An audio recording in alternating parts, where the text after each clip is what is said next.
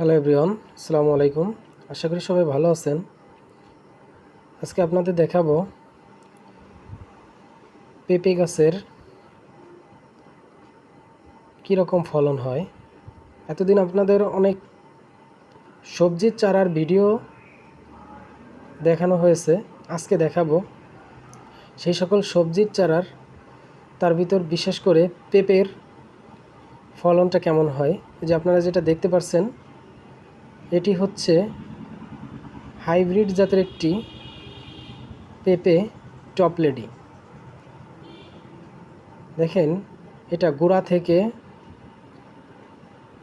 একেবারে মাথা পর্যন্ত ফলন হয় এবং একটি বোটায় 2-3টা করেও ফলন হয়ে থাকে। দেখতে পাচ্ছেন যে একটি বোটায় 3টা ফলও আছে। তাই আপনারা যদি